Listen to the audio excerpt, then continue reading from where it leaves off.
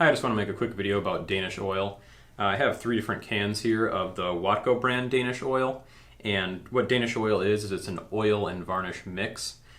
This brand here, Watco, is a very popular brand that you might see on the shelf, and the mix is varnish with a tung oil or possibly a polymerized linseed oil. And this isn't quite as protective as, say, a lacquer or some other varnishes, but this is a penetrating oil that will give you a nice finish on a piece of work. And if you're not going to have high abrasion and need a stronger finish, this is a really good top coat, or not top coat, but finish to use on a piece of work. It's also nice maybe on a tool handle or something where you have a little bit of protective coat, but also it can develop its own patina. But this brand here comes in different colors. So we have the dark walnut, we have the red mahogany, and we have natural. And so what I wanted to do was put this on this birch plywood here, just so we can see exactly what color is going to be imparted on here. So I think it may be a little deceptive when you see dark walnut here, that you would think maybe this is going to be some sort of stain, but this doesn't actually stain the wood, it more just accentuates the wood. So that's another reason that you would use Danish oil, is it really makes the grain pop on wood. So even if you were to put a top coat over this to make it stronger, this would help pop that grain, or you might be able to use it in conjunction with a stain. But we'll put this on here and see exactly what kind of color each one of these different Danish oils imparts on the wood. And then we can see that it's not exactly a stain, it's just something that's to enhance different styles of wood and to be used in conjunction with stains, dyes, and other finishes to get the final product. So I didn't see a lot of other work out there on the internet to really explain or showcase the differences between these colors. So we'll try it out on the wood and see exactly what colors we get. Okay, so the manufacturer instructions for each of these is to give it a good shake. I've already kind of got these pre-mixed, but once they're all shook up pretty good, then what we're going to do is just flood the surface, let it sit for 15 minutes, flood the surface again, wait another 15 minutes, wipe it clean, and then we'll let that dry overnight. If you're going to use a top coat over that, you'd wait maybe 2 or 3 days just to make sure that it's good and dried. But what we're going to do is put a couple coats on here and just see what kind of color it imparts. So to start with the natural,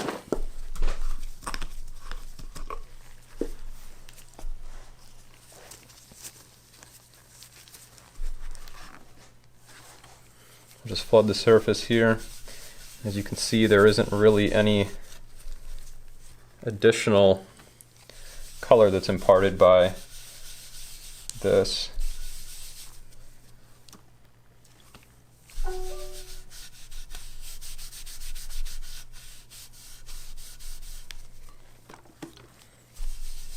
Okay, so we got this kind of soaking in here.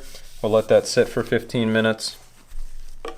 Another thing you should know about this Danish oil and some of these other oils is you don't want to throw these into the trash can, because actually the way they react with oxygen, they can create heat and you can actually start a fire with these. So it's best to make sure you let these sit out and let them dry before you dispose of them.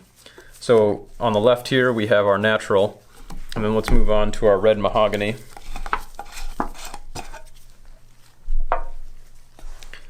You can almost see just from the top of the can there that it almost looks like it's like a red wine. So let's put some of that on there. So not exactly a perfect mahogany color. Looks to me more like you're wiping down the wood with a Bordeaux. But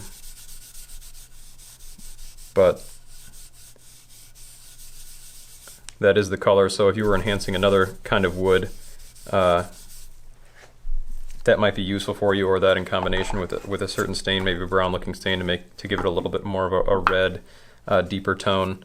So we'll let that one sit as well. And then on the far right over here we have our dark walnut. So let's just apply some of this.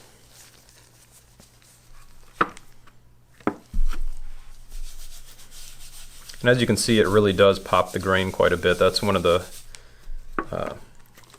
nice qualities about Danish oil is that you get a good grain pop.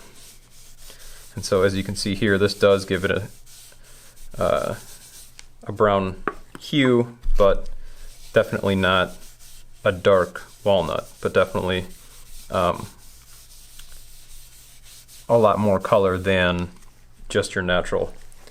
So the three of these, you can see here that we do impart some color, but it's not a full stain, and you're definitely not getting a mahogany color from this. It almost looks more like a Purple Heart.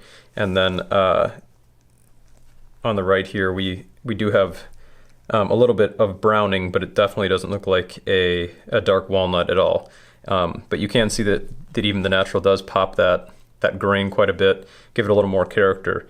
So we'll let this sit for 15 minutes, flood it a little more, and then we'll wipe it clean, and then we'll see exactly what kind of color we got. Okay, as you can see, a lot of the oil is already absorbed into the wood here, so we'll just give that a second coat. And I think I had said 15 minutes on that first coat. I think it's actually 30 minutes that you want to wait on that. It's the second coat that you want to wait 15 before wiping it clean. So this second coat, obviously, you don't need quite as much because the wood's already absorbed quite a bit. So we'll just put a little bit on there, and we'll let that sit. So that's the natural again. And onto our red mahogany, or what looks to me more like a Purple Heart.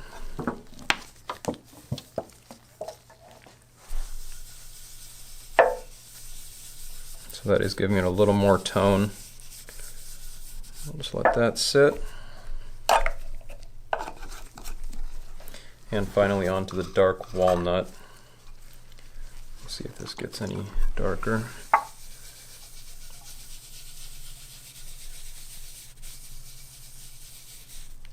Okay. And again, we will let that sit for 15 minutes, then we'll wipe it, the excess off, and then we will let that sit overnight or up to 72 hours if we want to top coat that. But we can just wait a little bit on the 15 minutes on this, wipe this free, and then kind of do a comparison of the colors on the three of these between the natural, the red mahogany, and the dark walnut.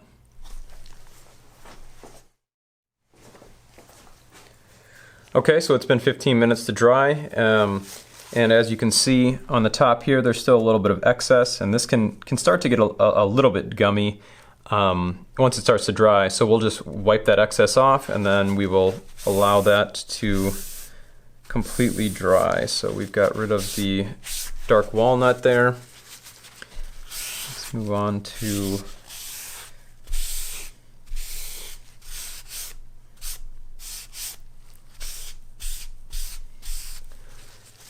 the red mahogany, and then finally with our natural color, let's make sure we get the rest of that excess off. And there you see. So those are the three different tones. Now we can wait up to a couple of days because the tone that it imparts on the wood can change a little bit. Even the natural can give it a little bit of a yellowing or ambering tone, and we will see if that's true as well with the red mahogany and the dark walnut. But just on the initial application, we can see that we do have a little bit of browning here for the walnut, the dark walnut, but definitely not an actual dark walnut color. And then for the red mahogany, it looks more like you stain the wood with a little bit of red wine. So there you have it. Those are the three different colors of these Danish oils. I really do like to use these Danish oils, and especially this natural color if you're going for a natural look, but these two as well can be used in conjunction with stains and other finishes just to kind of change the character of the wood. And you also can mix between different colors of Danish oil as well if you want to play around and get exactly what kind of look you're looking for in the wood. So these are the three different colors, and I believe they also make a number of different colors as well. But as you can see, it's not equivalent to a stain, but it does give you a little bit of a tone.